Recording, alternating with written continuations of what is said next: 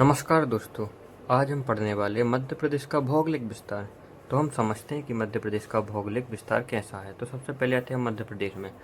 मध्य प्रदेश का उत्तरतम बिंदु मुरैना है, यानी कि मध्य प्रदेश के सबसे उत्तर में मुरैना जिला है।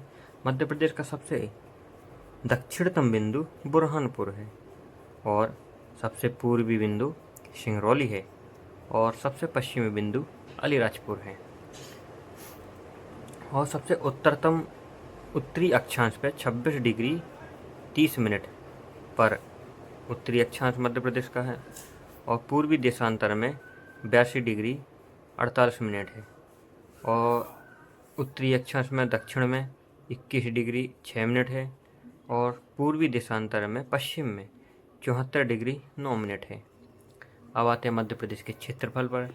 तो मध्य प्रदेश का क्षेत्रफल 3,08,252 वर्ग किलोमीटर है, यानी कि मध्य प्रदेश का जो क्षेत्रफल है वो 3,08,252 वर्ग किलोमीटर है और टोटल इसका मध्य प्रदेश का जो भाग है उसका पूरे भारत में 9.38% है।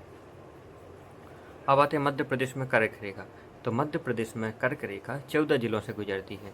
तो आते हैं हम सबसे पहले कर्क रेखा किन किन 14 जिले से गुजरती है। तो सबसे पहले रतलाम जिले में से कर्क रेखा गुजरती है, उज्जैन में से गुजरती है, आगरमालवा, राजगढ़, सीहोर, भोपाल, विदिशा, रायसेन, सागर, दमोह, जबलपुर, कटनी, उमरिया और शहडोल, इन 14 जिलों में से कर्क रेखा गुजरती है मध्य प्रदेश में से। अब आते हैं मध्य प्रदेश का भौतिक प्रदेश। मध्य प्रदेश के भौतिक प्रदेशों में 7 भौतिक प्रदेशों में बांटा गया है। भौतिक प्रदेशों के आधार पर 7 भागों में बांटा गया है। मध्य भारत का पठार, रीवा पन्ना का पठार, मालवा का पठार, सतपुड़ा का पठार जिसे मैकाल श्रेणी भी कहते हैं, बुंदेलखंड का पठार, बघेलखंड का पठार और नर्मदा सोन घाटी। यानी कि मध्य प्रदेश के भौतिक प्रदेशों के आधार पर मध्य प्रदेश को 7 भागों में बांटा है।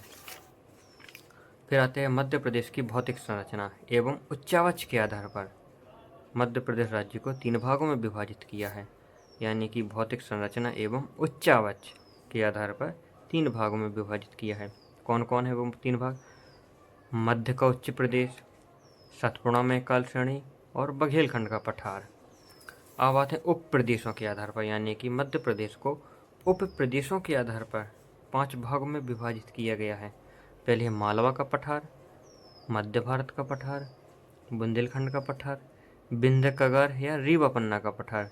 विंध्य कगारी क्षेत्र है जिसे रीवा पन्ना का पठार भी कहा जाता है, और नर्मदा सोन घाटी।